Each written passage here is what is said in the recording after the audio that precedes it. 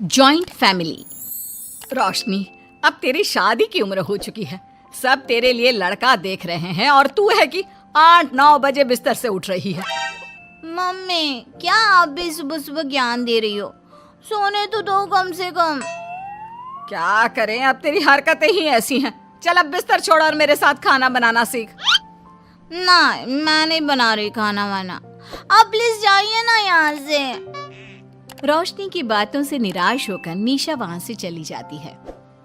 निशा, तुम रोशनी को घर का कामकाज क्यों नहीं सिखाती? अगर यही हाल रहा फिर तो 2 दिन में उसके ससुराल वाले उसे यहाँ छोड़कर चल देंगे। मैं तो बहुत कोशिश करती हूँ उसे घर की जिम्मेदारियाँ सिखाने की, लेकिन वो मेरी सुने तब ना। आप तो जानते ही हैं ना कि वो कितनी जिद्दी है। हमें निशा के लिए एक ऐसा लड़का ढूंढना होगा जिसका भरा पूरा परिवार हो। सास ससुर से लेकर जेठ जिठानी देवर ननद सब हो। यहाँ ना सही, लेकिन शादी के बाद उसे वहाँ अपनी जिम्मेदारियों का एहसास जरूर होगा। कुछ दिनों के बाद रोशनी का परिवार उसके लिए लड़का देखना शुरू कर देता है और एक दिन चिराग नाम का लड़का रोशनी को देखने अपने परिवार के साथ उसके घर पहुंच जाता है। देखिए भाई साहब, मैं पहले ही आपको बता देती हूँ, हमारा परिवार बहुत बड़ा है, इसलिए अगर आपकी लड़की हमारे घर की जिम्मेदारियाँ बिना ना नुकुर के उठा सकती है तभी हम ये रिश्ता पक्का करेंगे। अरे ये भी कोई बोलने वाली बात है बहन जी। हमारी रोशनी आपके पूरे परिवार को बैठे बैठे खिला सकती है। इतनी जिम्मेदार है मेरी बेटी। अगर ऐसी बात है फिर तो हमें इस रिश्ते से कोई आपत्ति नहीं है। तो फिर चट मंगनी पट ब्याह के बारे में क्या ख्याल है? हाँ बिल्कुल। शादी में देर किस बात की? 3 हफ्ते बाद ही शादी का शुभ योग है। अगर आपको कोई दिक्कत ना हो तो हम इनकी शादी भी 3 हफ्ते बाद ही करा देते हैं। अरे हमें इसमें कोई परेशानी नहीं है। इस तरह दोनों परिवारों में शादी की तैयारियां शुरू हो जाती है और कुछ ही दिनों बाद रोशनी की शादी चिराग से करा दी जाती है। शादी के बाद, बहू, इनसे मिलो। ये है तुम्हारी दादी सास, ये बड़ी सास और बड़े ससुर, ये तुम्हारे जेठ, ये जेठानी, ये दोनों तुम्हारे देवर और ये इस परिवार की सबसे छोटी बेटी सिमरन, यानी कि तुम्हारी ननद है। परिवार में इतने सारे लोगों को देखकर रोशनी का सर चकरा जाता है।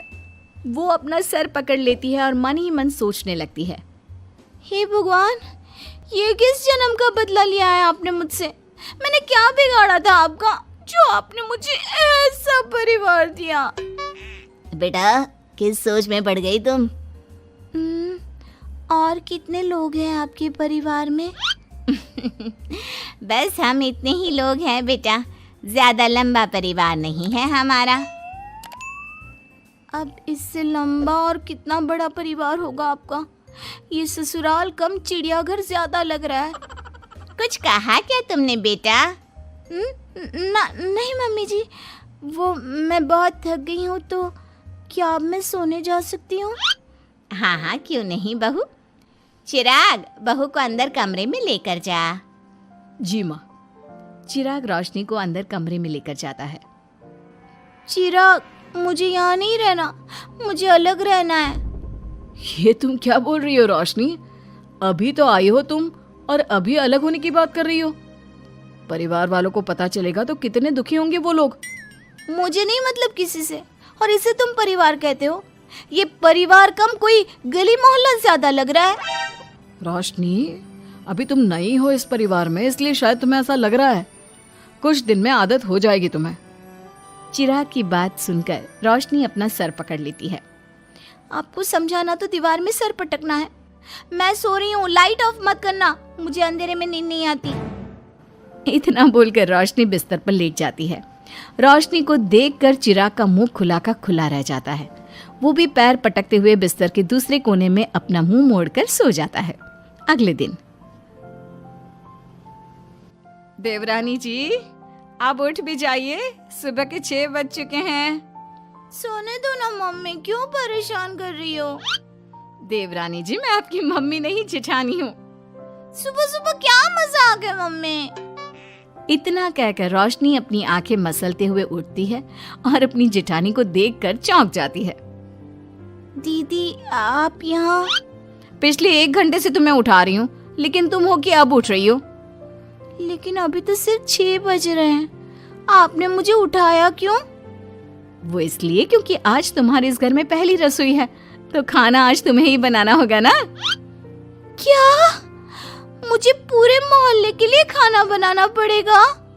नहीं रोशनी, तुम्हें पूरे मोहल्ले के लिए नहीं, सिर्फ परिवार के लोगों के लिए ही खाना बनाना है। आपका परिवार किसी मोहल्ले से कम है क्या? कुछ कहा क्या तुमने? हाँ नहीं दीदी, आप चलिए, मैं अभी फ्रेश होकर आती हूँ। आरती वहां से चली जाती है, जिसकी थोड़ी देर बाद रोशनी भी रसोई में जाकर मजबूरी में सबके लिए खाना बनाने लगती है। पूरे 2 घंटे मेहनत करने के बाद उसका खाना बनकर तैयार होता है। वाह बहू, खाना तो बड़ा स्वाद बना है। सच में बहू, तुमने भले ही बहुत देर लगाई खाना बनाने में, लेकिन खाना बहुत स्वादिष्ट बना है। आपके हाथों में तो जादू है देवरानी जी। मैं तो कहती हूँ अब से रोज आप ही खाना बनाया कीजिए, क्यों मम्मी जी? हाँ हाँ बेटा, बिल्कुल ठीक कहा तुमने। रोशनी, आज से रोज तुम ही खाना बनाना। ये सुनकर रोशनी चौंक जाती है। खाना खाने के बाद सभी लोग रोशनी को शगुन का नेक देते हैं और फिर अपने अपने रूम में चले जाते हैं।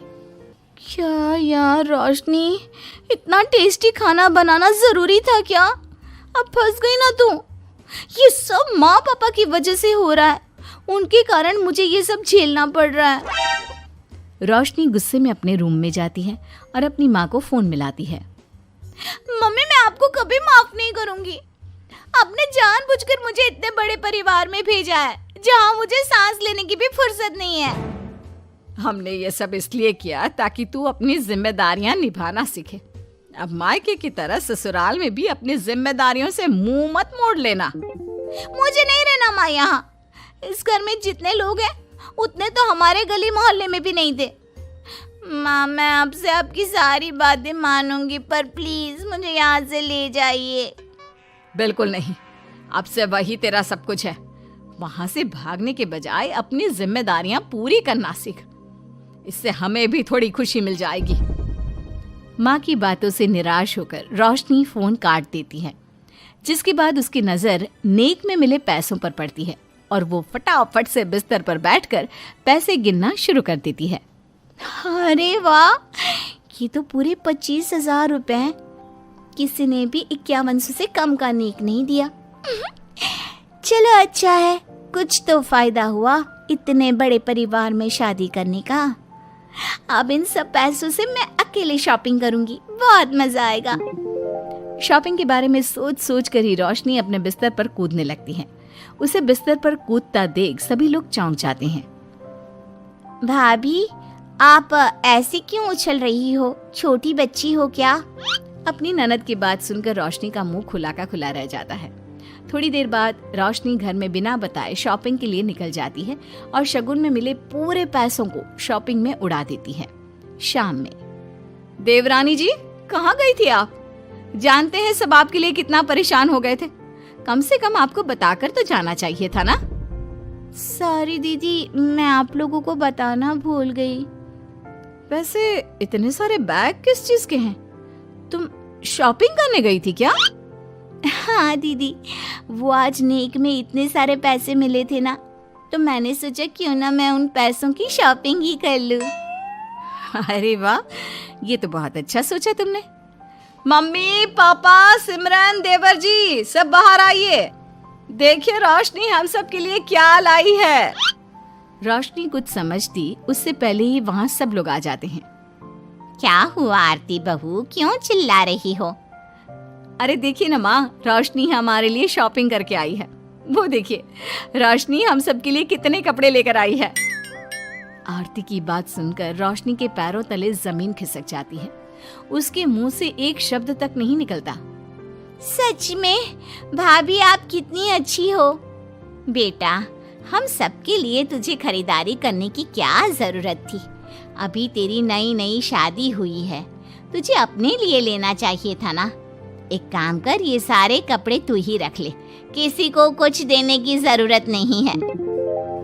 चलो, कोई तो समझदार है इस घर में। वाह भाभी, कितनी सुंदर ड्रेस है। ये शॉर्ट ड्रेस मुझे पता है आप मेरे लिए ही लाए होंगे, है ना? इसे मैं रख लेती हूँ। माँ, रोशनी इतने प्यार से सबके लिए कपड़े लेकर आई है, हमें मना नहीं करना चाहिए। तू सही बोल रही है बेटा, उसका मन रखने के लिए मैं ले लेती हूँ 1-2 साड़ियाँ। रोशनी झूठी मुस्कान लिए खड़े होकर सब देखती रहती है। देखते ही देखते उसके लाए सारे कपड़े घर वाले आपस में बांट लेते हैं और अब सिर्फ एक रुमाल को छोड़कर उसके पास कुछ नहीं बचता। अब ये रुमाल भी क्यों छोड़ा, इसे भी ले ही लेते। इतने में ही सिमरन रोशनी को आवाज देती है। भाभी, वो गलती से रुमाल रह गया है, क्या वो मुझे मिल सकता है? रोशनी वो रुमाल भी सिमरन को दे देती है। इतनी मेहनत से मैंने ये सब कुछ लिया था, लेकिन इन लोगों से मेरी खुशी बर्दाश्त नहीं हुई, कुछ भी नहीं छोड़ा। थोड़ी देर बाद रोशनी का पति भी वहां आ जाता है।